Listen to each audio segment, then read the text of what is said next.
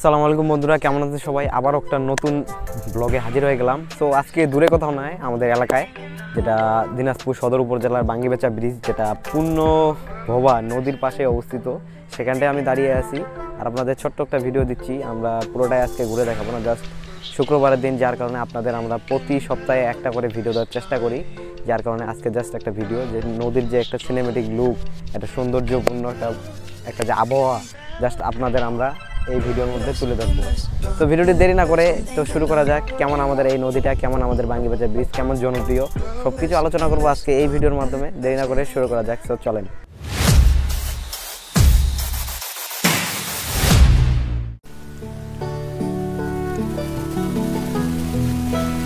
এই পূর্ণভবা নদীতে বাঙ্গিবেচা ব্রিজের নিচে বা আশেপাশে পূর্ণভবা নদীতে বলেন না কেন, এখানে প্রচুর পরিমাণে আগে মাছ পাওয়া যেত। বর্তমান সময়ে এই মাছগুলি বিলুপ্ত হয়ে যাচ্ছে। যারা আগেকার দিনে এই নদী থেকে মাছ উত্তোলন করে তারা জীবিকা নির্বাহ করত। সো এই বিষয়টা পরে নিয়ে কথা বলি। সো আমাদের যে বাঙ্গিবেচা ব্রিজের বিখ্যাত একজন ব্যক্তি, যে কিনা আমাদের ভাই নয়, কোনো ঝালমুড়িওয়ালা নয়, আমাদের বন্ধুর মতো, যার নাম হলো মুসা ভাই। এমন কেউ নাই যে জানে না যে বাঙ্গিবেচার ভিতর যে মুসা ভাই আমাদের সব থেকে জনপ্রিয় বাঙ্গিবেচা ব্রিজে। এটা সবাই জানে, দূর দূরান্ত থেকে শুধুমাত্র মুসা ভাইয়ের হাতে ঝালমুড়ি খাওয়ার জন্য সবাই আছে। আর আমরা যখনই বাঙ্গিবেচা ব্রিজে চাই, মুসা ভাইকে যদি না দেখতে পাই আমাদের ভালো লাগে না। কিন্তু একটা মুসা ভাইয়ের নিয়ম রয়েছে, সে কিন্তু শনিবারে কোনো প্রকার তার স্টল বা দোকান ওপেন করে না, যার কারণে শনিবারে আমরা পাই না। শনিবারে আমরা বাসায় থাকি। শুক্রবারে অবশ্যই আমরা মুসা ভাইয়ের হাতে ডিম মুড়ি মাখা, পেয়ারা মাখা এবং ঝালমুড়ি না খেলে আমাদের ভালোই লাগে না, এত মজা লাগে। তো এই মুসা ভাইয়ের একটা ডেডিকেটেড ভিডিও সামনে আমরা অবশ্যই দেবো। এর আগেও একটা মুসা ভাইয়ের ভিডিও দেওয়া রয়েছে। তো এখন কথা বলি পূর্ণভবা নদী থেকে। এই যে বাঙ্গিবেচা ব্রিজ বা পূর্ণভবা নদী, এটা কিন্তু শহরের খুব একটা দূরেও না, আবার শহরের কোনো কাছেও না।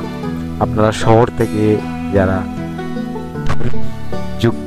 ধোঁয়াযুক্ত জীবনযাপন করতেছেন, তারা সহজেই কিছুক্ষণের মধ্যেই শহর থেকে এই সামান্য বাঙ্গিবেচা ব্রিজের মধ্যে আসে। আপনারা সুন্দর মনোরম বাতাস বা সুন্দর একটা পরিবেশে আপনারা ঘুরে বেড়াতে পারবেন। তো এখানকার যে সৌন্দর্য, মানে আমাকে খুবই ভালো লাগে।